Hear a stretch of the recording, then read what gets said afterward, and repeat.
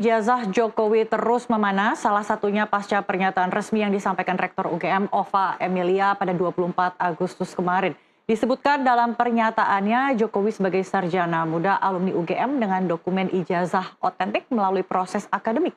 Tapi pernyataan Rektor UGM itu justru memunculkan kontroversi baru. Roy Suryo CS menyoroti adanya ketidakkonsistenan informasi terkait status akademik Jokowi, khususnya mengenai istilah sarjana muda yang baru secara eksplisit disebutkan UGM di tahun ini. Untuk membahasnya kami sudah bersama kuasa hukum Roy Suryo, ada Ahmad Kozinudin, dan juga kuasa hukum Joko Widodo, Yakub Hasibuan melalui sambungan Zoom. Selamat malam Bapak-Bapak. Malam. Ya Bang Kozi dulu ya, kan tadi kita sudah mendengarkan bagaimana Rektor UGM mengafirmasi ijazah Jokowi itu otentik. Bukankah sudah loud and clear menjawab pertanyaan publik selama ini? Ya, bismillahirrahmanirrahim. Yang pertama saya kira ini adalah pernyataan yang sifatnya naratif dan repetisi begitu. Kenapa demikian? Karena saat ini yang dibutuhkan oleh publik termasuk klien kami bukanlah narasi yang disampaikan secara berulang yang sangat menjemukan menurut kami begitu. Tapi kebutuhan atas bukti yang bisa mengkonfirmasi bahwa benar Saudara Joko Widodo itu pernah menempuh pendidikan tinggi di UGM dan telah lulus sesuai dengan ketentuan. Bahwa UGM telah menegaskan ulang ketentuan yang dilakukan oleh UGM terhadap Saudara Joko Widodo itu telah terverifikasi dalam pengertian diakui bahwa benar Saudara Joko Widodo pernah menempuh pendidikan tinggi di UGM dan UGM telah memberikan ijazah sesuai dengan ketentuan kepada Saudara Joko Widodo. Akan tetapi di poin 10 dari 10 poinnya itu ada yang menarik menurut saya untuk dicermati, yakni UGM itu tidak bertanggung jawab atas penggunaan ijazah setelah lulus dari UGM. Artinya penggunaan ijazah yang memang sudah diberikan oleh UGM kepada alumni itu murni tanggung jawab alumni. Nah di poin 3 inilah yang menurut saya UGM satu sisi ingin menegaskan bahwa Saudara Joko Widodo adalah alumninya, tapi di sisi yang lain UGM seperti ingin buang badan, ingin lari dari tanggung jawab, seolah-olah jika nantinya ada sesuatu terhadap ijazah yang dimiliki oleh Saudara Joko Widodo, UGM tidak bertanggung jawab atas itu dengan dalih bahwa itu sudah murni tanggung jawab alumni. Padahal persoalannya kan ada dua hal ya. Yang pertama, ijazah diberikan oleh UGM kepada alumni dan tidak ada kaitannya dengan UGM karena memang tidak dipergunakan untuk suatu jabatan publik yang butuh verifikasi dari UGM. Yang kedua adalah alumni tersebut menggunakan ijazah tadi dalam kerangka untuk menduduki jabatan publik yang salah satu persyaratannya perlu diverifikasi ulang oleh lembaga yang menerbitkan, dalam hal ini UGM. Nah dalam kasus Saudara Joko Widodo, ini kan bukan alumni biasa, tetapi alumni yang pernah menggunakan ijazahnya setidaknya untuk 3 kontestasi politik, Pilkada Solo, Pilkada DKI Jakarta, dan tentu saja Pilpres yang itu terjadi 2 kali. Dan dalam prosesnya sesuai dengan ketentuan pasal 169 Undang-Undang Nomor 7 Tahun 2017 tentang pemilu, maka syarat itu juga kemudian oleh otoritas penyelenggara pemilu dalam hal ini KPU diverifikasi, dan tentu saja memberikan verifikasi pengakuan bahwa benar itu adalah mahasiswa adalah otoritas yang menerbitkan ijazah, dalam hal ini UGM. Jadi tidak tepat kalau UGM buang badan. Tetapi ada hal yang penting adalah bahwa pada akhirnya kok UGM bicara begitu, padahal konteksnya hari ini tidak tepat untuk bicara. Kenapa? Karena kasus ini sudah masuk pro justisia. Harusnya UGM hadir dalam konteks sebagai saksi yang keterangannya diambil dan kemudian keterangan tersebut baru bernilai sebagai alat bukti ketika masuk dalam berita acara pemeriksaan, dan kemudian UGM melalui rektor misalnya ya Bu Ova Emilia hadir di pengadilan dan menerangkan apa yang dia ketahui, dia alami dan dia dengar sendiri itu dalam sebuah sidang yang terbuka. Oke, coba kita tanyakan ke Bang Yakub, kenapa tiba-tiba UGM buka suara terkait dengan keotentikan ijazah Jokowi, Bang? Mungkin kami harus sampaikan bahwa kami sama sekali tidak kaget ya dengan statement dari UGM. Malah kami mengapresiasi atas statement dari UGM karena selama ini fakta-fakta yang disampaikan itu memang sesuai dengan apa adanya. Jadi kami sama sekali tidak kaget. Kenapa baru sekarang ini, Bang Yakub?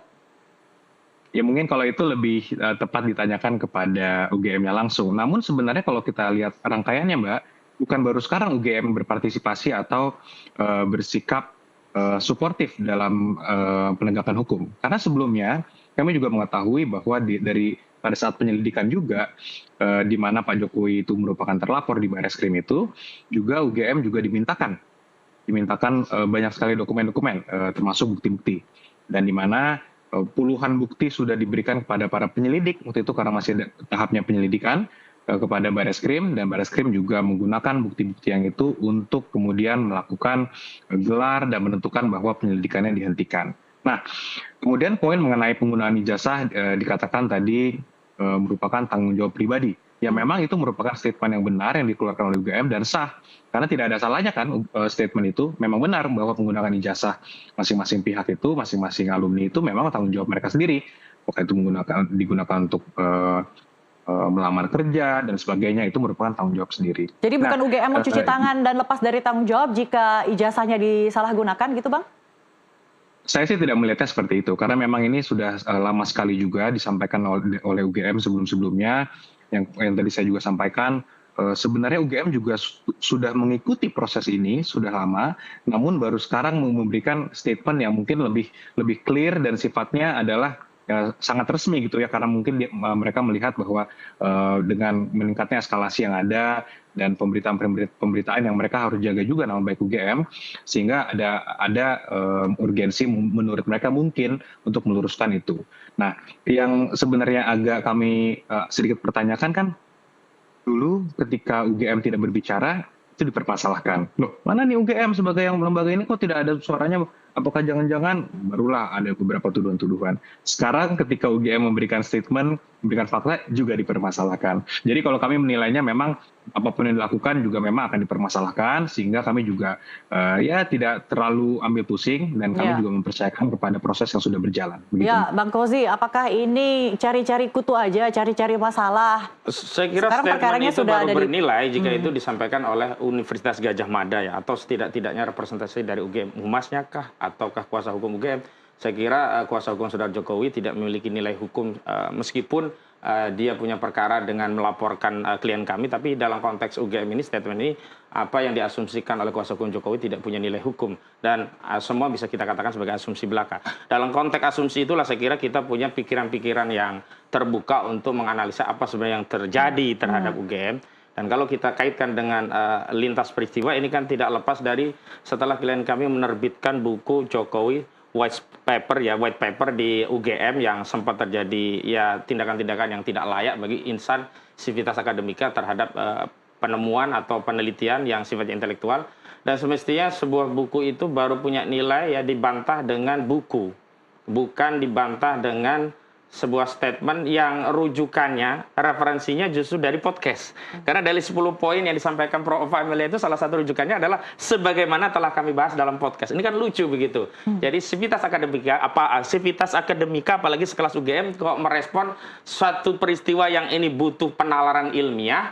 Nah, dalam konteks ya ijazah Saudara Joko Widodo palsu itu kan klien kami juga meneliti dengan terakhir menerbitkan buku. Setidak-tidaknya paling tidak UGM itu kan menerbitkan apa bukti-bukti begitu. Jangan kemudian mengadopsi cara berlindung Saudara Joko Widodo yang berulang kali tidak mau menunjukkan ijazahnya dengan dalih akan ditunjukkan nanti di pengadilan. UGM pun dalam 10 poin itu salah satunya hanya akan ya menunjukkan kepada otoritas yang berwenang. Pertanyaannya, apakah bermasalah secara hukum kalau itu ditunjukkan? Tidak.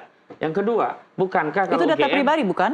Data pribadi kan? Bukan soal data pribadi atau tidak. Itu kan kalau soal data pribadi atau tidak itu kan masih debatable. Apalagi kalau kita bicara tentang skripsi. Skripsi itu bisa dilihat kok. Ditaruh di perpustakaan. Kalau itu pribadi, nggak mungkin ditaruh di perpustakaan. Dan sebelah jawaban dari UGM kan akhirnya bisa dipahami publik sebagai dalih misalnya soal tidak ditandatangannya skripsi. Oh, itu mungkin ada kelalaian dan seterusnya. Jadi masyarakat menjadi tambah curiga kenapa harus UGM yang memberikan klarifikasi itu.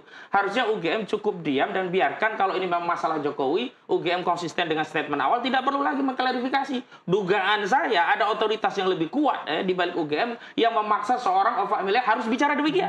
Dan ini yang menjadi konfirmasi bahwa justru di balik ijazah palsu ada orang besar itu bukan di pihak kami yang dituduh. Justru ada orang besar itu di balik laporan itu sendiri. Kenapa? Karena semestinya kalau laporan ini fair ya, dilaporkan sebagai warga negara biasa, tidak perlu ada pasal-pasal susupen yang tidak korelasi dengan pasal fitnah dan pencemaran. Kalau fokusnya 310 KUHP, 311 KUHP, atau setidaknya 27A Undang-Undang ITE yang itu berkaitan dengan menyerang kehormatan malu sarana ITE, ini masih relevan dengan konteks peristiwa yang diadukan oleh Saudara Joko Widodo yang dirinya merasa dihinakan sehina-hinanya, direndahkan serendah-rendahnya. Tetapi begitu muncul pasal 35 Undang-Undang ITE, pasal 32 Undang-Undang ITE, lagi ada 3 orang ikut melapor yang tadinya 5. Ada Andi Kurniawan, ada Maret Samuel Swekan, ada Lecumanan dengan pasal 160 KUHP, ada lagi 28 ayat Undang-Undang ITE. Ini kan menjadi jelek bagi publik. Oh, ternyata justru yang ada orang besar itu di pihak kubu mereka. Oke, Bang Yakub, apakah ada komunikasi antara Jokowi dengan pihak UGM sehingga ujuk-ujuk tiba-tiba UGM membuat podcast kemudian merilis statement? Tidak ada Mbak, artinya kalau memang UGM sekarang mengambil posisi bahwa mereka merasa perlu, ya tentunya itu kan merupakan hak UGM. Kembali lagi kalau kami melihatnya yang disampaikan UGM itu memang sangat jelas dan sangat berdasar.